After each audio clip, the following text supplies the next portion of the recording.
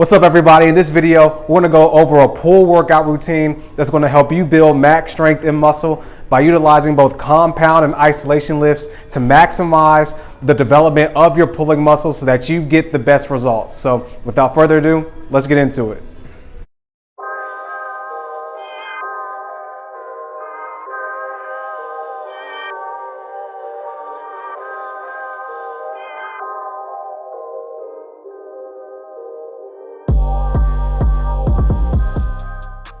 All right, the first exercise we're gonna hit in this pull workout is gonna be deadlifts. And deadlifts, they're arguably the best pulling exercise when you're looking to increase your max strength and muscle in the posterior parts of the body because of all the muscle groups that are gonna be used to perform this. And this is usually a lift that you can perform at a very heavy load compared to other lifts safely, which makes it great when you're looking to specifically build muscle and strength. The main muscles you're gonna hit is gonna be all the posterior muscles in the back through the lower and upper body. And some key form tips that you want to keep in mind when you're doing your deadlifts is, first, we'll focus on the starting position. So you want to make sure your knees are going to be slightly bent. You want your feet to be about hip width apart, and that the bar is placed under your foot to the point you can see your toes on the other side of the bar. And as far as your grip goes, you want to definitely make sure that you're using either an overhand grip or a mixed grip. And now I recommend using the overhand grip more frequently, especially if you're a beginner or just starting out, because this grip is going to be the one that is safer. But as you're getting to these heavier loads where it's going to be a little bit harder to grip the barbell, you'll find that a mixed grip is going to be much better when you get to those heavier weights as you start lifting those. So definitely starting out using that overhand grip more frequently, and then only resorting to a mixed grip as you get heavier is the way I recommend as far as your grip goes for your deadlifts. And as you get ready to explode up, you want to make sure that your chest is straight up. You want your core to be tight, and you want to make sure your lats are flexed and tight, and your spine and body is in a neutral position. And as you hinge, you want to make sure to not overextend your back. So you just want to come up, hinge nice and strong, really powerful as you explode up, and just stand straight up. Don't want to be leaning all the way back. Just come up nice and straight. And I'm going to be doing a total of 5 sets of these. So your first couple sets, you want to just kind of really get warmed up and really focus on your form, going at a moderately light weight at about 12 to 10 reps. Then as you get into your last couple sets is when you want to really start getting that weight heavy, and we're going to go to about 3 to 5 reps on that set 4. And then on set 5, we're going to be hitting at about 90 to 95% of your overall max, lifting really heavy for just about 2 to 3 reps, and then we'll go to the next exercise. All right, then after we get done with deadlifts, we're going to get into the wide grip pull-up. And the wide grip pull-ups, they're one of the most efficient exercises for back development and just improving your overall upper body strength because of the multiple back and upper body muscles that you have to use to pull yourself up in this, which makes it very efficient when you're looking to build muscle and strength. The main muscles you're going to work in the pull-up is going to be your mid to upper back area, as well as your lats and biceps. And some key form tips you want to make sure when you're doing your pull-ups is, first, to make sure you're pulling yourself straight up and try to avoid using any momentum or like thrusting movements with your body to get yourself up. If you see that you have to do that, then I recommend just doing some assisted pull-ups until you're able to build up the strength to do them unassisted, and even start adding weight as you continue to progress. And as you pull up, you want to be sure to keep your shoulders, back, and core tight, and really squeeze your back and shoulders on the way up to really be sure you're contracting and working the back. And you want to make sure you get a full range of motion by pulling yourself up until the chin is above the bar, and down until your arms are fully extended before you pull back up. And on these pull-ups, we want to focus on doing 5 sets of these, and we're going to do about 8 to 12 reps or just till failure, and then we'll move to the next exercise. All right, after the pull-ups, we're gonna do dumbbell chest supported rows. And the dumbbell chest supported row really is gonna isolate the pulling muscles in the back to really maximize the development of it, because unlike a T-bar or a barbell row, the dumbbells really force each side to work independently, which in turn is going to recruit more muscles to help stabilize the row, which is going to help you build more muscles and isolate your back muscles more effectively, as well as the chest support allows you to stabilize your body so your back is also better isolated. And the main muscles that you're going to target in the dumbbell chest supported row is going to be your lats, your biceps, and the muscles throughout the upper back. And some key form tips you want to keep in mind when you're doing your dumbbell chest supported rows is just keep your elbows from flaring out to the side as you roll the weight up. You want to keep your chest nice and flat on that bench. So if you notice that when you're rolling your dumbbells up that you're having to pull your chest off the bench, then you just want to lower your weight to make sure that you're able to keep your chest on there, so you're lifting with proper form and you're really using your back throughout the whole row. And at the top of the row, you just want to make sure you squeeze your shoulder blades together as you bring the dumbbells up to about your rib cage area, so that you get the best activation in your back and pulling muscles, so you can maximize the development of them. And for these dumbbell chest supported rows, we're going to do 5 sets. And on these first couple sets, you want to get about 12 reps lifting at a nice moderate weight to where you can perform 12 reps of good form, and steadily start increasing that weight over set 3 and 4, where you want to try to get around 10 to 8 reps on that, and then set 5 be at your absolute max, so you can do a total of 8 reps, and then we'll move to the next exercise.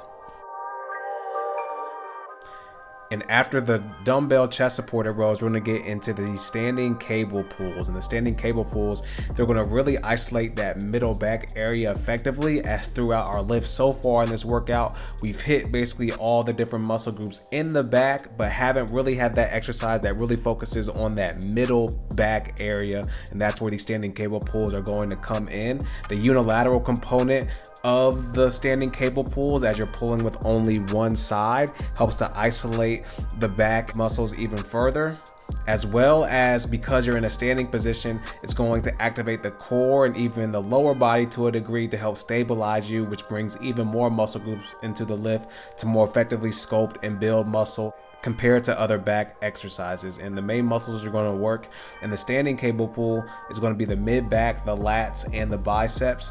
And some different forms tips for these is, as you're standing, you want to just get into a solid squat position and really brace your core to make sure you're fully stabilized. And as you come out, you want to be far enough to where your arm is straight out and you can feel that tension on the lats before you start pulling it to you.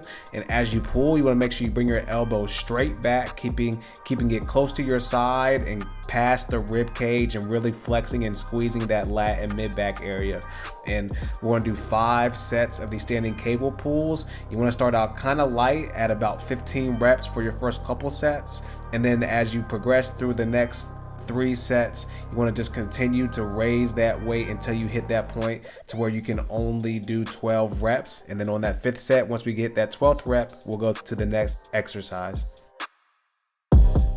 All right, then after the standing cable pulls, now that we've blown that back out, we're going to get into some isolation work into the biceps by doing a superset, meaning we're going to perform both of these 2 exercises back to back, starting with just the regular standing easy bar curl. And the standing easy bar curl is really good for just adding some extra overall strength and tone to your biceps. The main muscle you're going to really be targeting in these easy bar curls are going to be that short head of the bicep.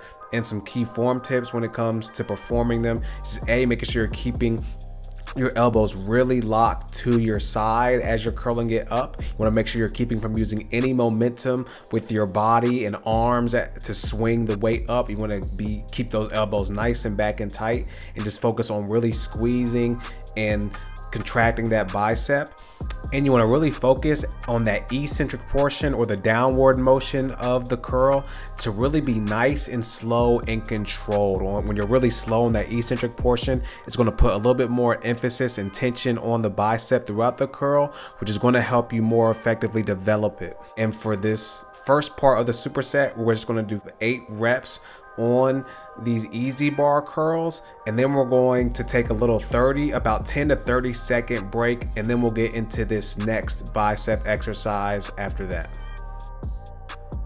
Okay, then after we've taken that short break, we're gonna get right into these incline hammer curls. And the incline hammer curls allow you to get a greater range of motion and activation in your bicep to more effectively develop them. And the incline dumbbell hammer curl is going to specifically really isolate that longer head of the bicep as compared to the easy bar curl. We're going to be hitting that short head to make sure we work each muscle of the bicep to more effectively sculpt and develop them. And on these dumbbell incline curls, again, with all curls, all the basic form tips are going to apply. Just want to really make sure you keep your elbows nice and tight, keep them from flaring out. You want to really make sure as you curl up to really emphasize that squeeze and contraction on them, on that eccentric motion. Again, you want to be nice and slow and control, keep that tension on it throughout the whole curl movement to better and more effectively isolate them. And again, you want to keep from not swinging your arms too much on the weight.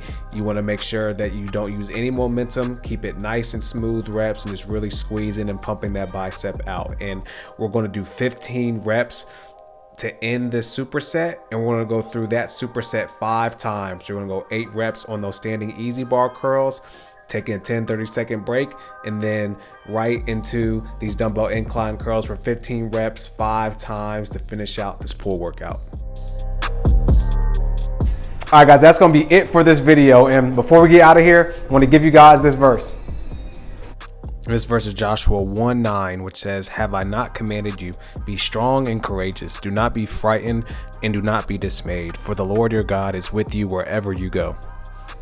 And I want to give you guys that verse because, man, in the same way that, we're in here training and developing our pulling muscles and strength, in the same way when we're going through life and how to just be spiritually, mentally, and foundationally stable is really by putting, our faith and trust in God. Because, there's so many different things that I know can be happening in you guys' lives outside of just trying to change, your physique, get your health better, get your life together. We can do the foundational things on our own, but, man, our faith and our trust and our relationship with Jesus Christ is the best thing that you can do outside of your training and anything else that you do to enhance your life. That's going to ultimately help you become, the person you want to be and the person that God made you to be. So I just want to encourage you guys, man, the same way you're continuing to train, it's going to really develop that relationship with God, continue pulling through whatever situations you may be going through, and you will see victory on the end of it through Christ who will strengthen you. All right, you guys, that's going to be it for this video. I hope you guys enjoyed that. If you did, definitely be sure to leave a like. Definitely be sure to comment, man. Any questions, feedback, concerns, would love to get any and all of that in the comments below. Definitely be sure to subscribe and hit the bell notification as well, as I'm always uploading new content every week to help you enhance your physique, your health, your wellness, and your faith through the foundation of fitness, nutrition, and a relationship with God. So be sure to subscribe so you don't miss any of that new content. And definitely be sure to check out some of my other content as well. I'll leave some links in the description to some other content I have uploaded that I think will further help you. And again, I just want to thank you guys for tuning into this video, and I'll see you guys in the next one.